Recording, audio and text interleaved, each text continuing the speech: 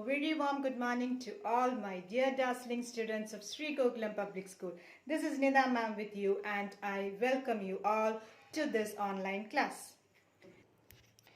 We were discussing the chapter If I Were You from the Beehive text, and we said that there were two main characters, Gerard and an intruder or a thief who has entered into his house.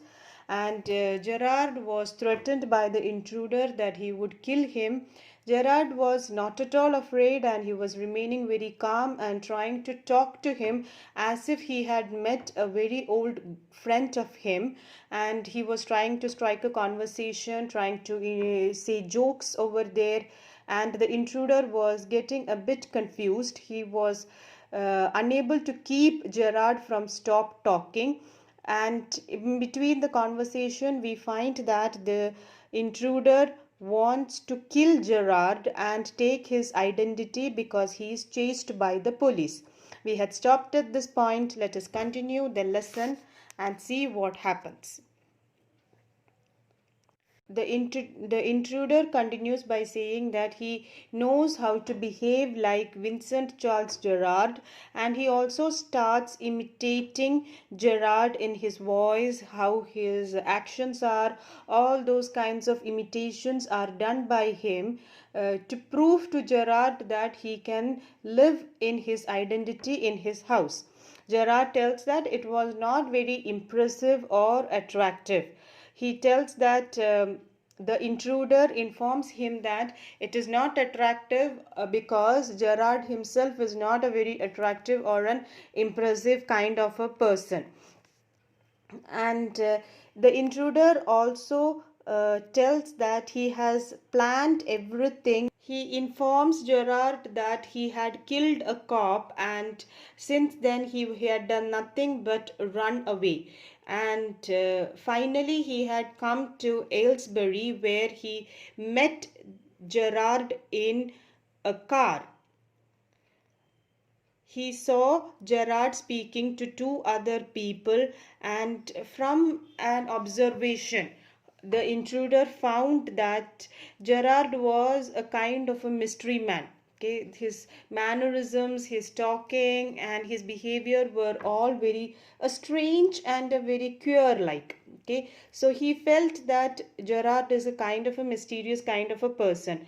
Now Gerard at this point tells that your observations are right, and there are something strange with Gerard, and he wants to explain why he behaves in such a strange manner. But the intruder is least bothered to listen to all of these things. He just wants to boast that he is a very smart and an intelligent kind of a person. And he goes on to say that from that point onwards, he had been observing Gerard, and he understood that Gerard does not have any visitors, hardly any visitors. He just takes he attends some phone calls, then he goes away and comes back after few days. There are hardly any people coming to his house.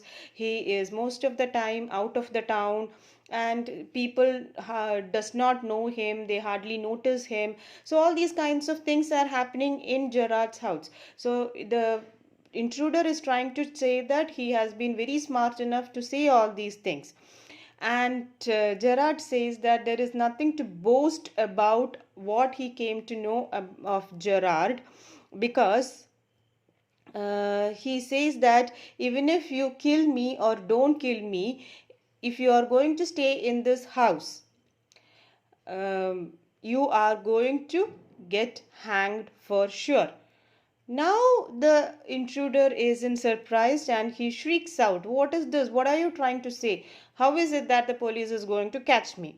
So Gerard says that this is your big surprise, and that is why I was sitting very calmly over here. Do you think that I wouldn't get scared by seeing someone trying to kill me?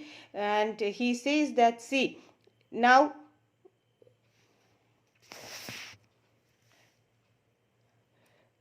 your observations are correct that there is something strange with Gerard. The reason is being that Gerard himself is a thief, okay, and he is in a hiding in this place. he goes on to say that he is also a kind of a robber or a thief. And once what happened, just like what happened with the intruder, he and his men had went for some sort of robbing, and something mishappening happened over there, and they had to kill someone, and they ran away from that place. But unfortunately the police had got one of his men, and after inquiry that person has leaked out all the details about Gerard, and the police is on the way to arrest Gerard.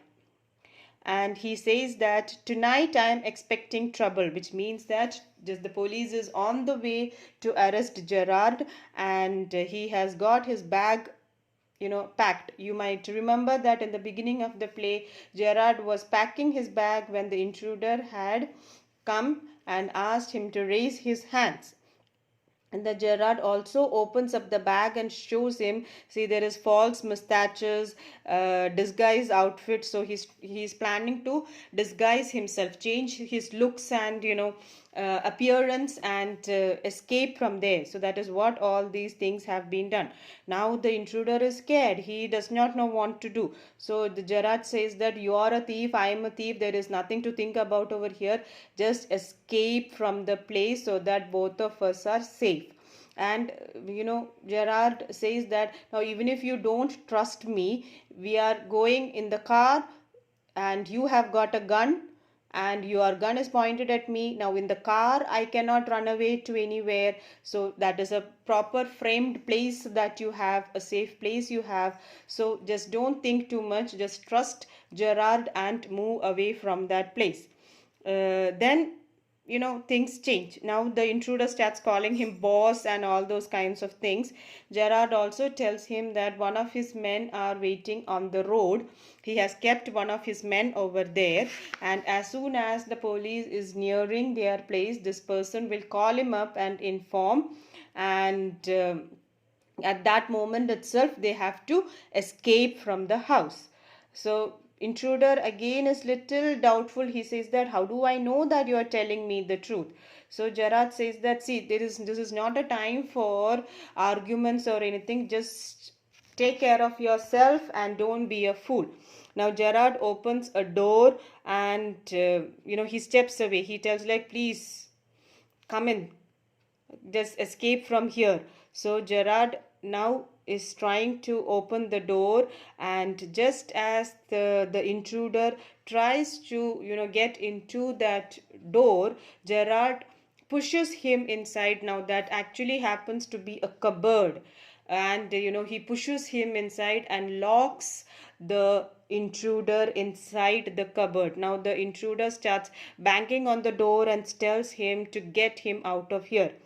Gerard at that moment goes and attends a phone call that has just come, and he says that, sorry, I can't let you have the props in time of the rehearsal.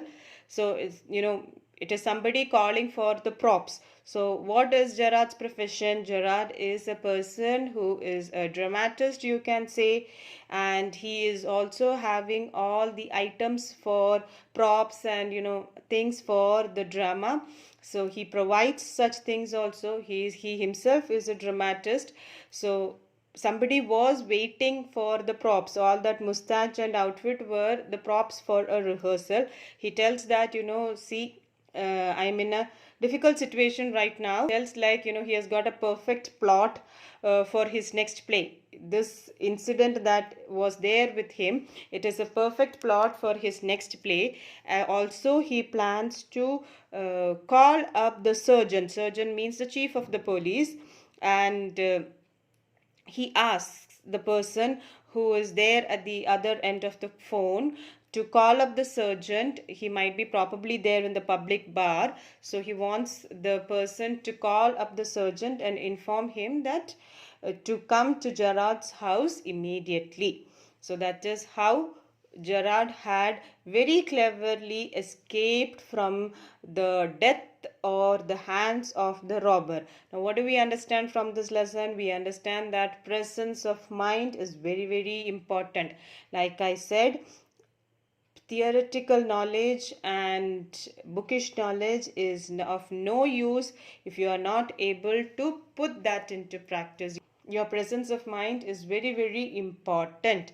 So we should be always having a presence of mind. Learn to not react to situations but to respond to them.